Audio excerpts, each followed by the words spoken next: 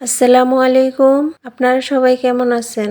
আজকে আমি গরুর মাংস দিয়ে জালি কাবাব তৈরি করব। তার জন্য 200 গ্রাম গরুর মাংস কেটে ধুয়ে পানি ঝরিয়ে প্রথমে শিলপাটায় থেতু করে বেটে কিমা করে নিয়েছি। এবার আমি দিয়ে দিব 1 টেবিল চামচ আদা রসুন বাটা, হাফ চা চামচ টেস্টি সল্ট, স্বাদ মতো লবণ, কিছু কাঁচা মরিচ কুচি, 1 কাপ পেঁয়াজ কুচি, হাফ চা চামচ রাঁধুনি কাবাব মশলা, হাফ চা চামচ ধনিয়ার গুঁড়া, হাফ চা চামচ জিরার গুঁড়া, অল্প পরিমাণে গরম মশলার গুঁড়া আর গোলমরিচের গুঁড়া।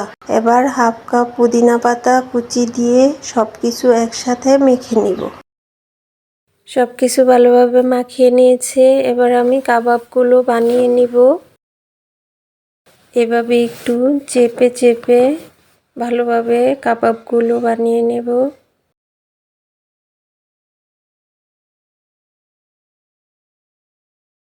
তৈরি হয়ে গেল একটি কাবাব। এভাবে আমি সবগুলো কাবাব বানিয়ে নিব। সবগুলো কাবাব বানিয়ে নিয়েছি। এবার আমি কাবাবগুলো ভেজে নিব। চুলায় একটি প্যান বসিয়ে পর্যাপ্ত পরিমাণ তেল গরম করে নিয়েছি। তেলটাকে আমি লো আঁচে গরম করে নিয়েছি।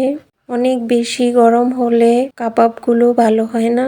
এখানে একটা বাটিতে 3টা ডিম নিয়ে নিয়েছি। একটু লবণ আর গোলমরিচ দিয়ে ডিমটাকে ভালোভাবে ফেটে নিয়েছি। এবার কাবাবগুলো ডিমের মধ্যে দিয়ে এভাবে আমি তেলের মধ্যে দিয়ে দিব।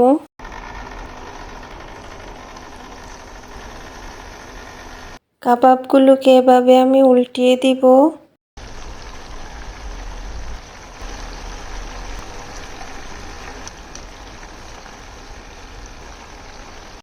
কাবাবগুলো ভাজা হয়ে গেছে।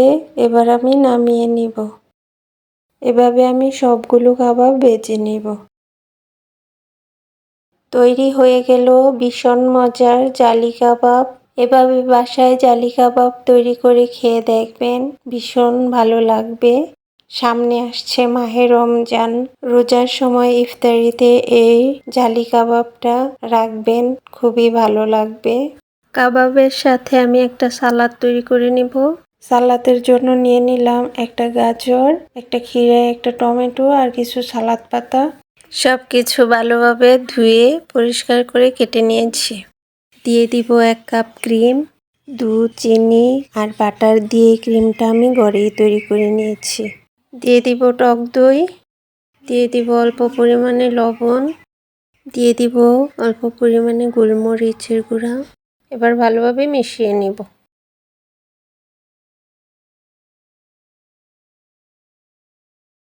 এবার দিয়ে দিব সালাদ পাতা, গাজর, শসা, টমেটো, পেঁয়াজ কুচি, কাঁচামরিচ কুচি।